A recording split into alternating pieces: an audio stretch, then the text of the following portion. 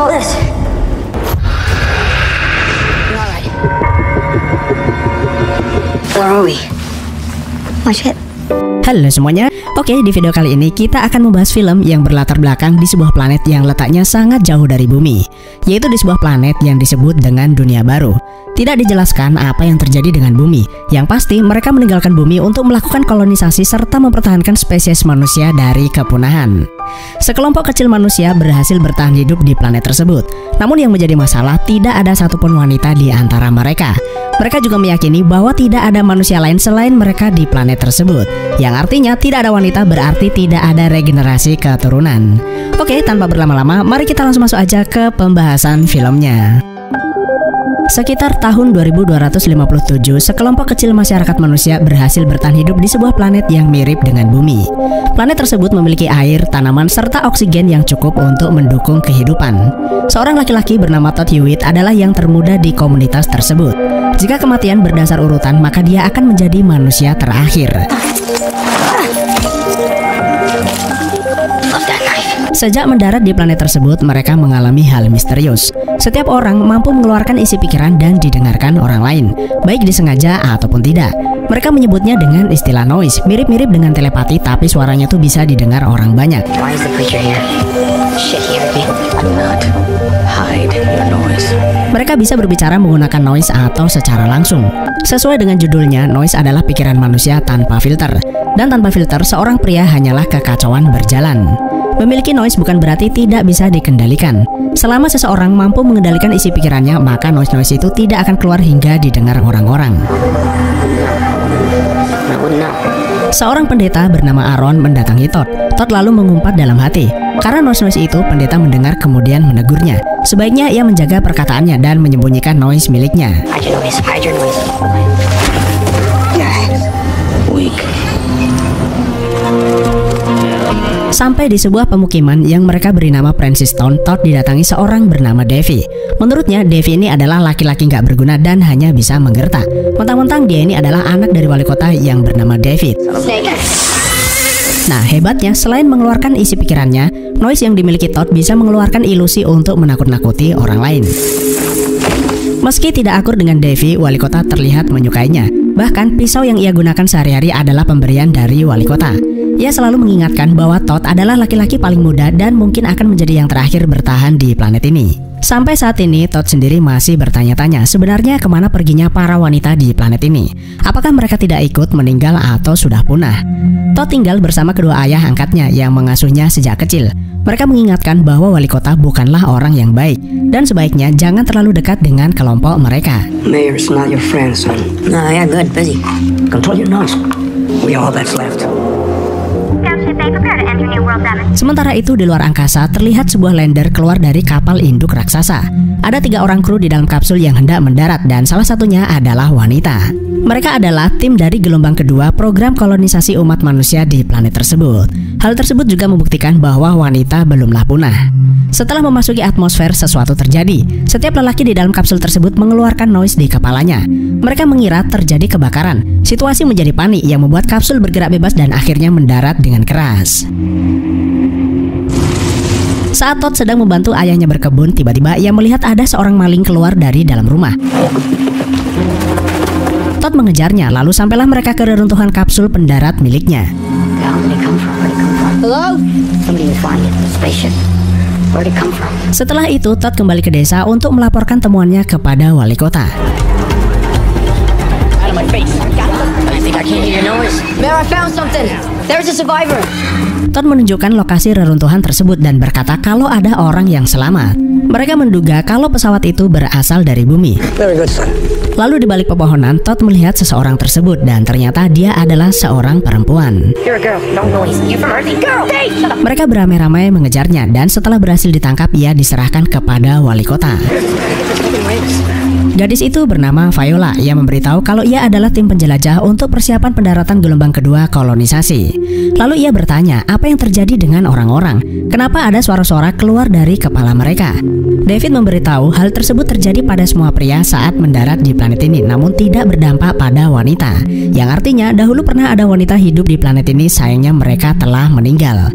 Mereka diserang spesies asli planet ini yang bernama Speckle.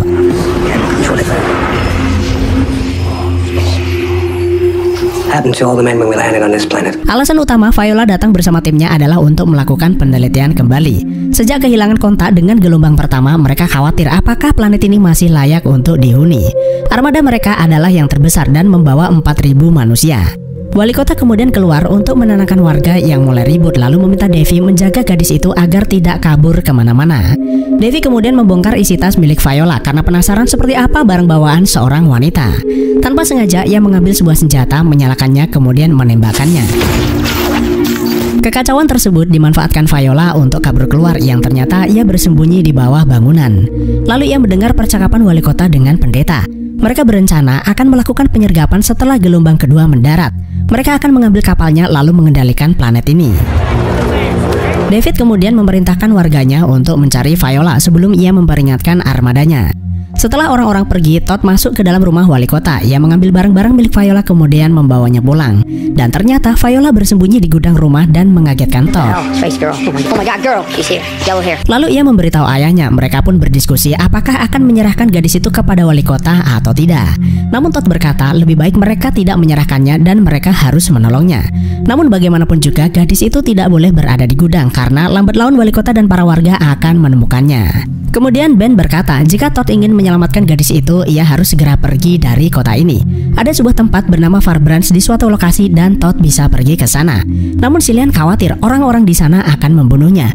Ben berkata tidak, selama Todd pergi bersama gadis itu, ia akan aman. Farbranch. Yang penting saat sampai di sana jangan pernah menyebut kalau ia datang dari kota Francistown. Don't let on you're from here. Stay with the girl at all times, okay? Nah, sialnya sebelum Todd sempat pergi, wali kota dan para warga mendatangi mereka. Mereka ingin memeriksa di dalam rumah apakah gadis itu bersembunyi di sini. Sementara itu, Viola mencoba menyalakan motor milik Ben yang mangkrak di dalam gudang. Saat warga membuka pintu gudang, Viola kabur dengan motor tersebut. Ben meminta Todd naik kuda kemudian menyusulnya pergi dari tempat ini. Anak buah David berusaha menembaknya, Cillian pun melindunginya, namun David malah membunuhnya. Terjadi kejar-kejaran di antara mereka. Karena kurang berhati-hati, Viola dan Todd jatuh ke dalam jurang yang membuat warga Francistown kehilangan jejak mereka. Todd kemudian memberitahu Viola ada sebuah tempat bernama Farbranch dan ia akan membawanya pergi ke sana. It's a map. What does it look like? Farbranch. Mereka berdua kemudian beristirahat di sebuah danau. Lalu Todd bertanya bagaimana keadaan bumi. Viola memberitahu kalau ia belum pernah melihat bumi. Perjalanan ke planet ini membutuhkan waktu selama 64 tahun dan ia lahir sepanjang perjalanan. Kakek dan neneknya lah yang mendaftarkan orang tuanya pada perjalanan ini untuk kehidupan yang lebih baik. Namun sayangnya mereka tidak tahu apapun tentang Noise. Sementara itu orang-orang di kota mempersiapkan perjalanan menuju Farbranch. Wali kota mengetahui kemana Todd pergi setelah melakukan interogasi kepada Ben.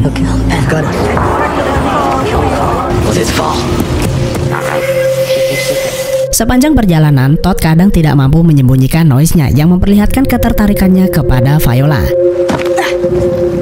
Hal tersebut wajar karena ia tidak pernah bertemu wanita sebelumnya. Namun ia juga kesal kenapa wanita tidak memiliki noise yang membuatnya tidak mengetahui apa yang sedang dipikirkannya. Lalu di kejauhan, Todd menunjukkan sekumpulan noise berwarna-warni.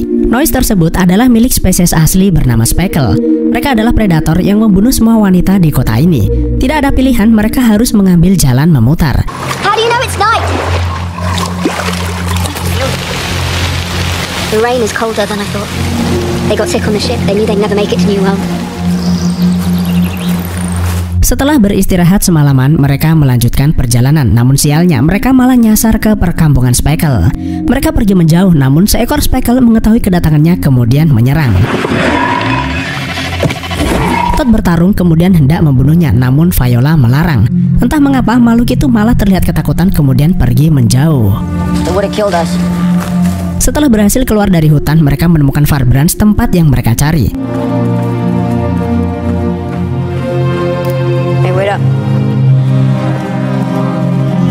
Mereka mendatangi pemukiman dan terlihat banyak orang di sana termasuk wanita dan anak-anak. Where are you two from? Wali kota mereka yang bernama Hildy bertanya dari mana mereka berasal. Todd berusaha tidak mengatakannya, namun Viola menyebut kalau mereka datang dari Francistown. Prentice Town. Setelah mendengar kata tersebut, mereka terlihat kesal. Kemudian beberapa orang mendatangi Todd lalu memintanya pergi dari sini.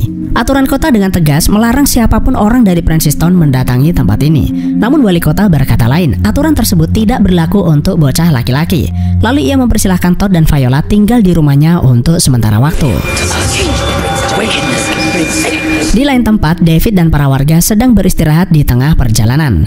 Lalu mereka mendengar noise milik pendeta berbunyi dengan keras. David mendatanginya lalu memintanya agar ia mengendalikan noise miliknya. Pendeta berkata bahwa apa yang dilakukannya selama ini adalah kesalahan dan hari penghakiman pasti akan tiba untuknya. Judgment of yours. I know your truth. Setelah beristirahat dan membersihkan diri, Hildy bertanya kapan armada gelombang 2 mendarat. Viola berkata tidak tahu karena mereka bisa mendarat kapan saja. Namun jika tidak segera mendapat komunikasi dari dirinya, mereka bisa saja pergi ke sistem bintang lainnya. Hildy memberitahu bahwa mereka tidak memiliki alat komunikasi. Mungkin mereka bisa pergi ke Heaven, tempat pemukiman pertama. If I don't contact them soon, they might move on to the next system. I have no way of communicating with anyone. What you need to contact your ship is in Haven. Ben must have put it in my bag for me to have. Todd kemudian menunjukkan buku jurnal milik mendiang ibunya. Ben diam-diam menyelipkan buku itu di tas miliknya, namun ia belum pernah membacanya. Dalam buku jurnal tersebut diketahui bahwa semenjak datang ke planet ini terjadi keributan di mana-mana. Gara-gara noise yang mereka miliki, setiap wanita bisa mengetahui rahasia laki-laki. Sementara laki-laki tidak mengetahui apa yang dipikirkan wanita. Setiap pria menjadi putus asa. David dan pendeta mulai mempengaruhi pikiran orang-orang. Wanita mulai dikurung dan dibatasi pergerakannya. If things go wrong, you keep searching for hope. The circle was me. And then killed the women. Todd kemudian menyadari sesuatu, meninggalnya para wanita bukan disebabkan serangan Speckle, melainkan dibunuh para pria. Jadi apa yang dikatakan ayahnya selama ini benar, bahwa wali kota adalah orang yang jahat. Lalu dari kejauhan, warga Farbranch melihat sekumpulan noise bergerak mendekati kota.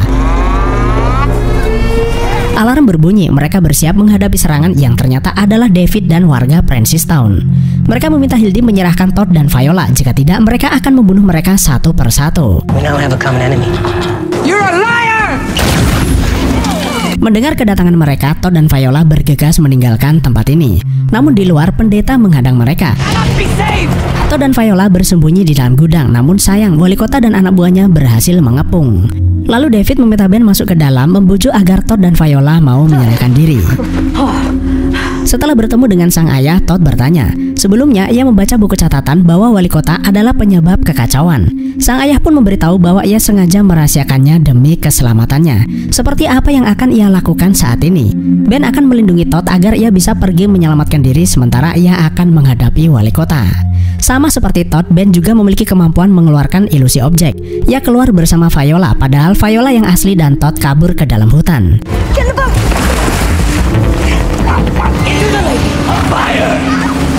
Sang pendeta berusaha mengejarnya hingga ke tengah sungai, namun pendeta itu tidak berhasil menangkap mereka berdua lalu kembali ke rombongannya.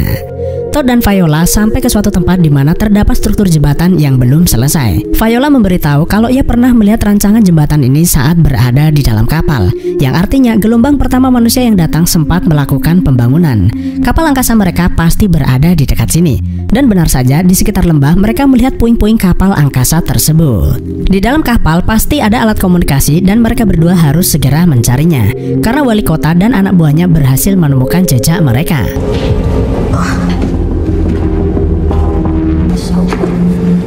Kapal angkasa itu sangatlah besar, namun Viola ingat mereka harus pergi kemana karena kapal itu mirip dengan kapal angkasa miliknya. Setelah menemukannya, alat komunikasi itu malah tidak berfungsi karena kabel antenanya terlepas. Tidak ada pilihan, mereka berdua harus kembali ke atas untuk menyambungnya. Sementara itu dari kejauhan, wali kota melihat mereka berdua lalu meminta anak buahnya mengepung kapal. Sampai di atas, Todd langsung menghubungkan kabel antena yang membuat alat komunikasi berfungsi kembali. Sialnya, Aaron berhasil menemukan Viola. Untungnya, Viola membawa senjata lalu membakarnya. Viola pun bergegas menghubungi kapal angkasanya untuk datang menolong mereka. Sementara itu di luar, David memanggil-manggil Todd agar mau menyerahkan diri, jika tidak ia akan menembak Ben. Namun meski Todd telah menyerahkan diri, wali kota Sinting itu tetap menembak ayahnya. Singkat cerita, terjadilah adu mekanik di antara Todd dan wali kota. Bocah itu tentu saja tidak cukup kuat melawan dan terluka parah. Look at what you did to me. Karena terdesak, secara tidak sengaja Todd memunculkan ilusi istri wali kota yang membuat perhatiannya teralihkan. Pikiran David menjadi terganggu, bayangan wanita yang telah dibunuhnya pun bermunculan. Viola memanfaatkan momen itu untuk mendorong wali kota jatuh ke dalam lubang yang membuatnya tewas seketika. Sesaat kemudian, kapal angkasa gelombang kedua mendarat yang membuat warga Princeton kabur melarikan diri. Segera, Todd mendapat perawatan di dalam kapal angkasa. I'm alive. How am I alive? Viola, she's here. Viola dan manusia bumi akhirnya memutuskan akan menetap di planet ini. Mereka mulai meletakkan material untuk membangun infrastruktur. Viola beranggapan bahwa tidak ada tempat yang lebih baik selain tempat ini, di mana ia dan Todd akan melanjutkan keturunan dan akhirnya film pun selesai.